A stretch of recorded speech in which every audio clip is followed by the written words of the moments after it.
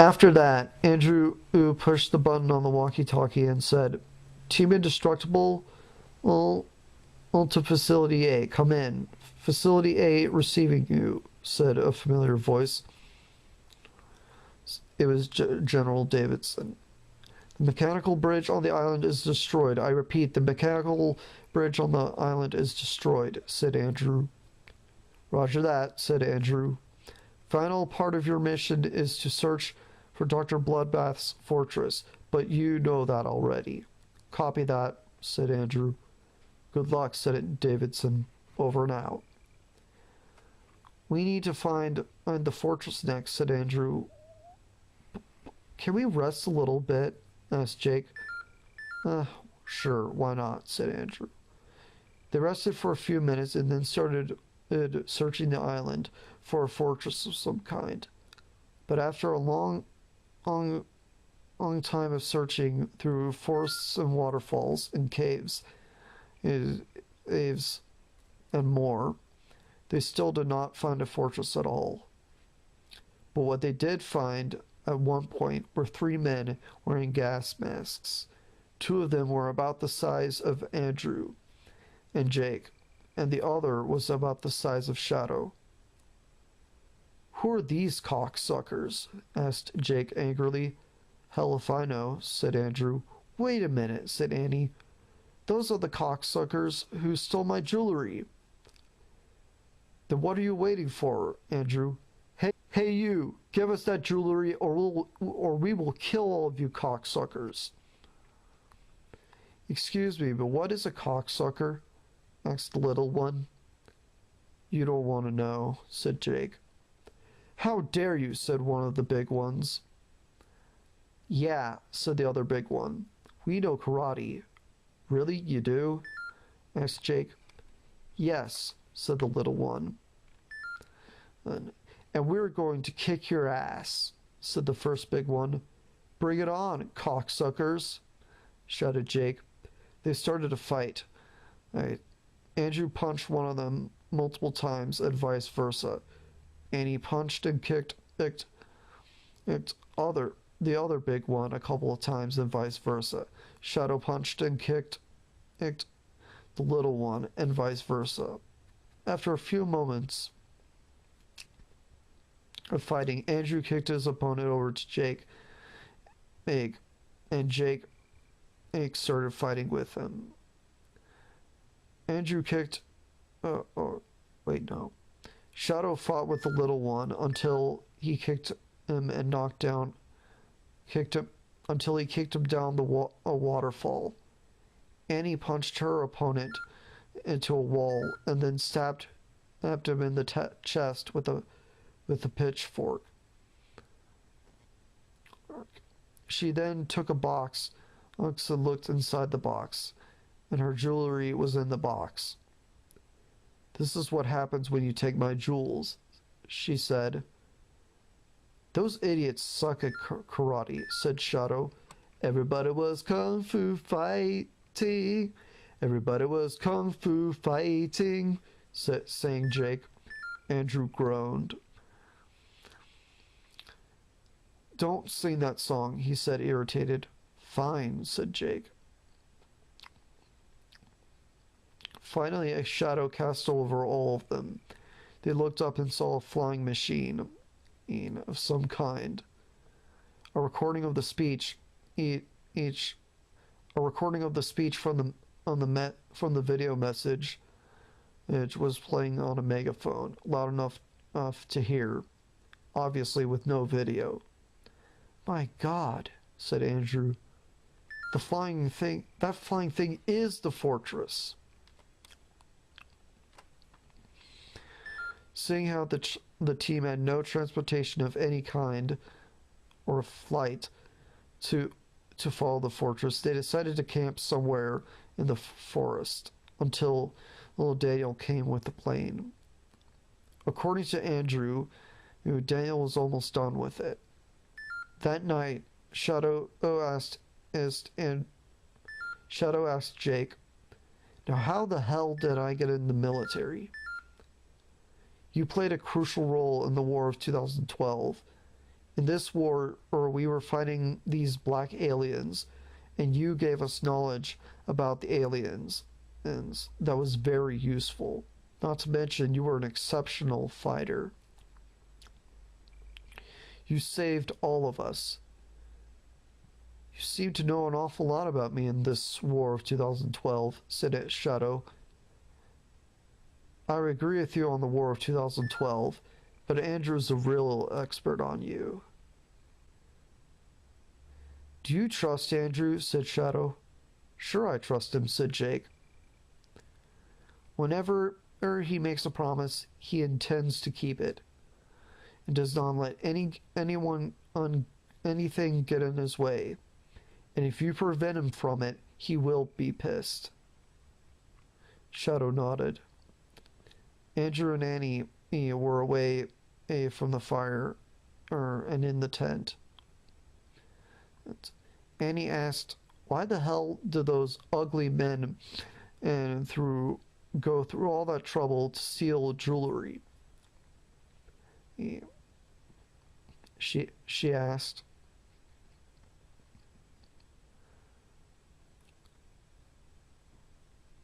It could be one of two things, said Andrew.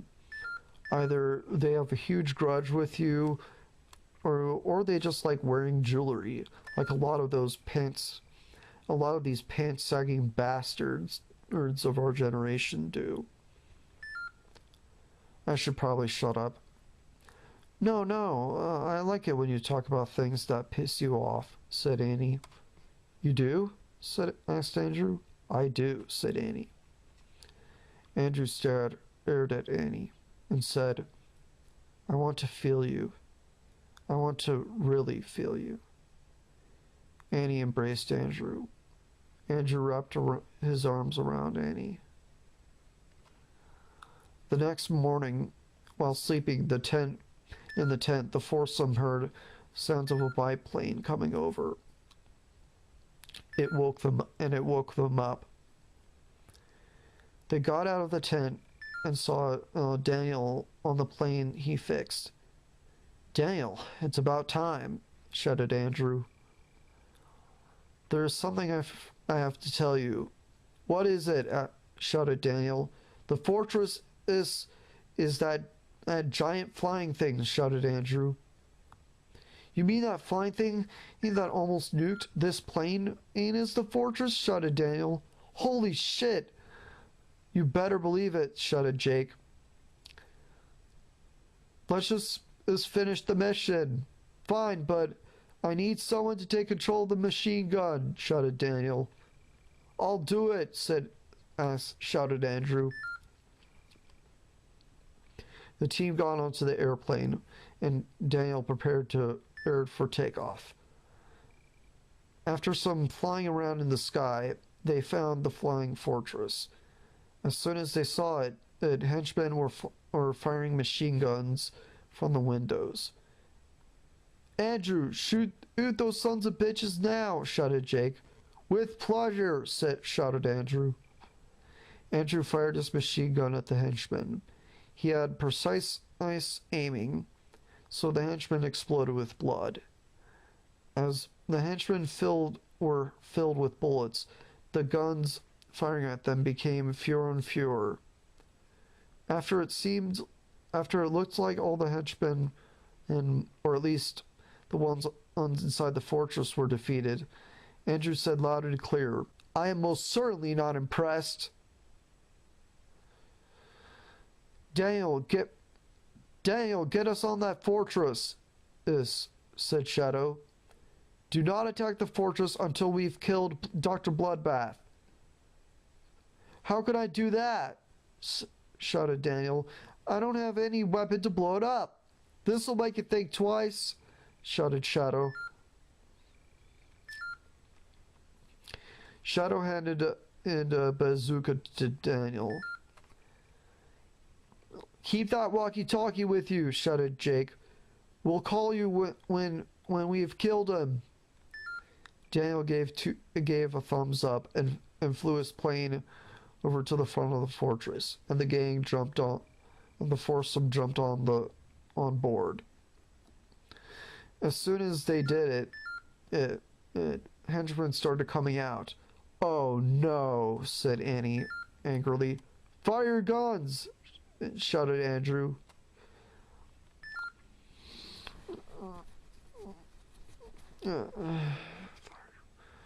They did just that. Shadow shot a henchman. Andrew shot a bunt on a henchman. Annie shot a henchman. One of the henchmen shot Shadow in the arm. Fuck! He shouted. Jake shot the henchman. Blood oozed from the henchman and Shadow's arm. Obviously more from the henchman. Jake got a bandana and wrapped it around Shadow's arm. This'll make it stop hurting, said Jake. Shadow gave a thumbs up.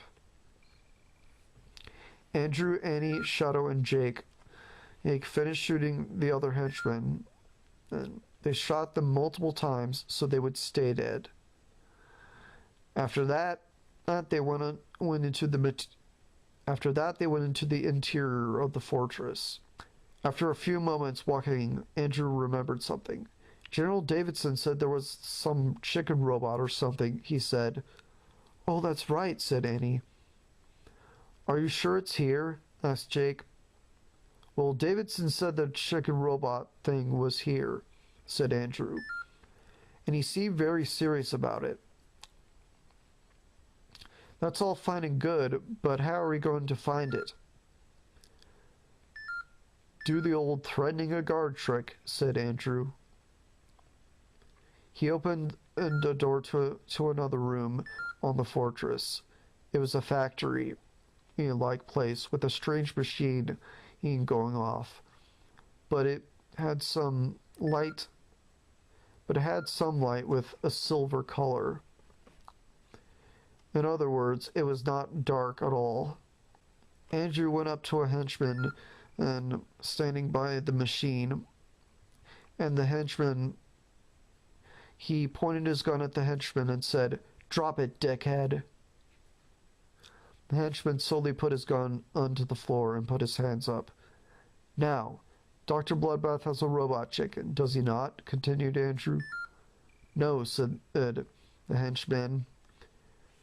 We can tell you're lying, said Andrew. Okay, yes, he does have a robot chicken,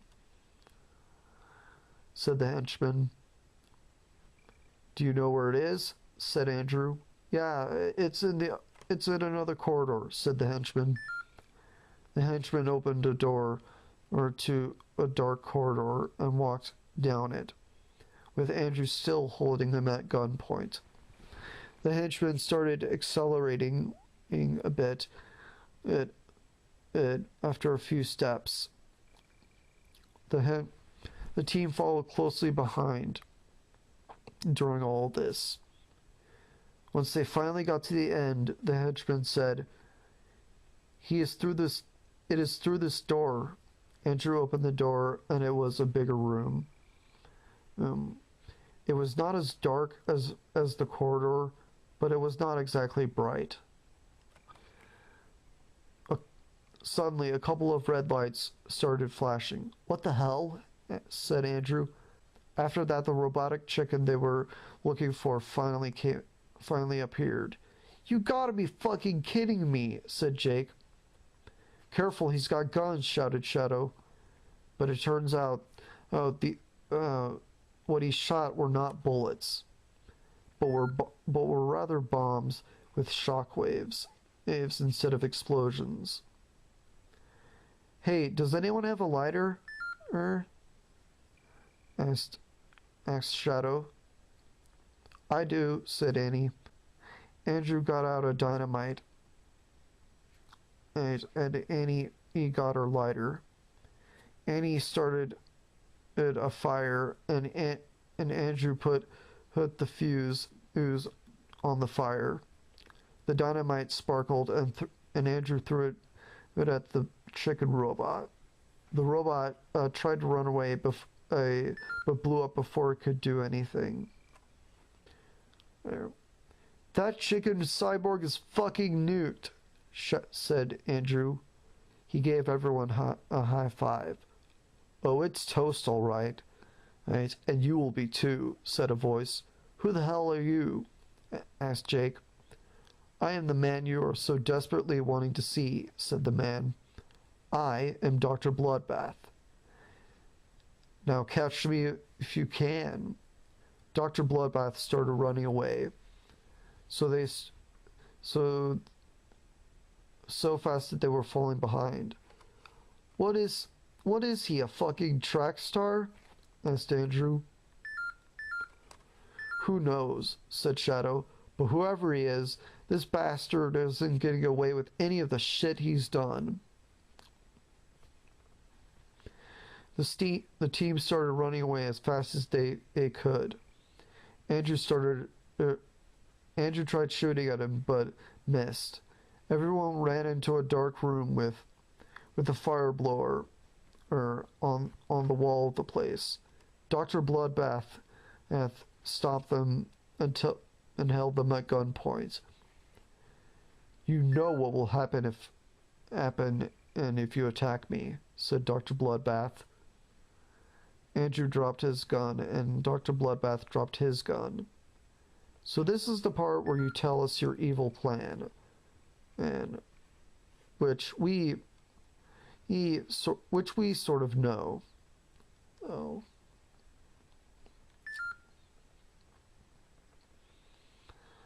Said Andrew. You guessed right, said Dr. Bloodbath. My plan is to be the new ruler of America. Andrew slowly clapped and said, This plan of yours, it sounds like poetry to you, but to everyone else it sounds This plan of yours, to you it sounds like poetry, but to everyone else it sounds exactly like what it is. Bullshit! Team Indestructible shouted. Seriously, all these fucking deaths were for a fucking plan to take over the fucking world? Or in this case, the US, said Andrew. You've got to be fucking kidding me. You are so fucking pathetic. Could not have said it better myself, said Jake. How dare you, said Dr. Bloodbath. That is not something you should be saying to your new leader. No one tells me what to say, said Andrew. Why should they? Because they will teach you they will teach you something. And that thing is obedience, said Dr. Bloodbath.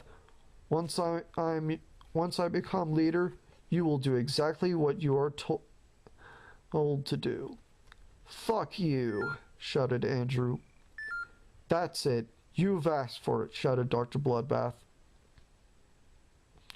Time to crush you once and for all. I'd love to see you try, shouted Andrew. Andrew and Dr. Bloodbath started to fight. Andrew punched and kicked Dr. Bloodbath a couple times. Andrew then punched Dr. Bloodbath, and Dr. Bloodbath rammed into Andrew and grabbed him. Andrew then hit Dr. Bloodbath on the back, and he collapsed. However, Dr. Bloodbath was not dead yet. In fact, he started to punch and kick Andrew, and even held him to the ground, and then fought some more. However, then Andrew grabbed Dr. Bloodbath and punched him. Blood started coming out where Andrew punched him.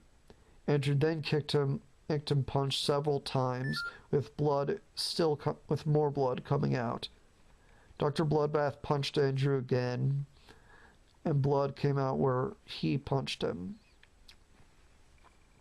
Dr. Bloodbath stood in front of the fire blower and said, It's over. I'm winning this fight. The hell you are, said Andrew. You're bleeding and becoming weaker as we speak. Not to mention, you're about to fall in that fire. Not even that will stop me, said Dr. Bloodbath. Well, when you're on the edge and falling off, said Andrew. He then kicked Dr. Bloodbath, and he fell into the fire and burned. It's all over for you, continued Andrew. As the team exited the room, Andrew remembered something and said, "Who has the walkie-talkie?" "I do," said Jake. I'll call Daniel." He pushed the button on the walkie-talkie and said, "Team Indestructible calling Daniel. Come in." "Daniel, receiving you," said Daniel. "Dr. Bloodbath is defeated. I repeat, Dr. Bloodbath is defeated," said Jake. "Permission to destroy the fortress is granted." "Roger that," said Daniel. "Wait, will we make it out alive?" asked Annie. "I'm sure we will," said Jake. "Okay," said Annie uneasily. The team started running running a little faster. They ran all the way from the room with the destroyed chicken robot to the corridor to the room with the silver room with the weird machines and back to the exterior of the front of the fortress. As they ran, they felt the effects of the rockets from the bazooka hitting the fortress, but kept running. Once they got to the door, they waited for Daniel. A few moments later, the biplane appeared, and Daniel shouted, Get on!" The team did just that, and Daniel flew the plane, and this time away from the fortress. Yes. And the fortress in its entirety exploded. It was a giant explosion. The team looked at each other from behind. "We finally did it!" shouted Andrew. He high-fived Jake, Shadow, Nanny, and Daniel. Daniel flew back to the military base. Back at the base, General Davidson said, "Congratulations. You have stopped that fiend for good.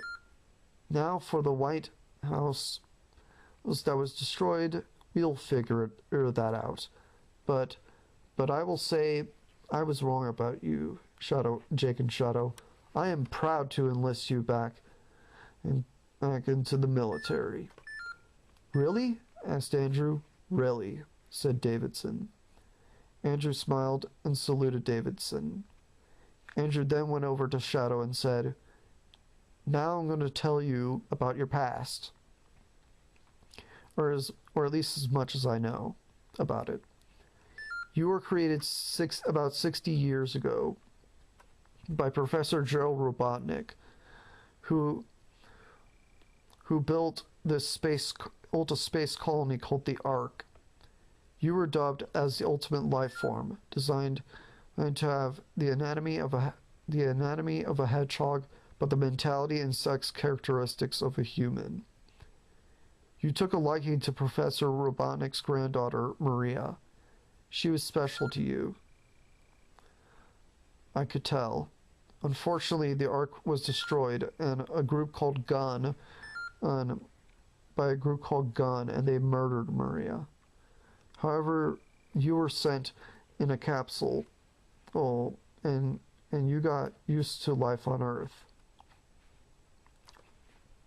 The commander of Gun still has a vendetta against you."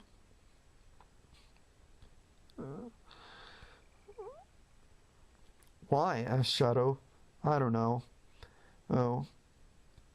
Said Andrew, "but there's a reason Gun is no longer part of the government. Gun is a completely different organization as far as I know." It all makes sense now," said Shadow. "Thank you, Andrew. I will serve you on all of your next missions. Anytime," said Andrew. Andrew went over to Annie in the locker room and said, "What do you want to do now?" "I don't know. What do you want to do?" said Annie. Andrew thought that this conversation would never go like that. "Well, would you like to fool around a little?" he asked.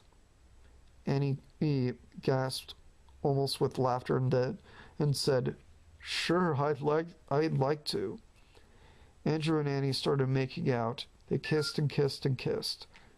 Confidence was high. The end. So, anyway, I'm Spike Robot. Thanks you all for watching. See you later. Hope you enjoyed it.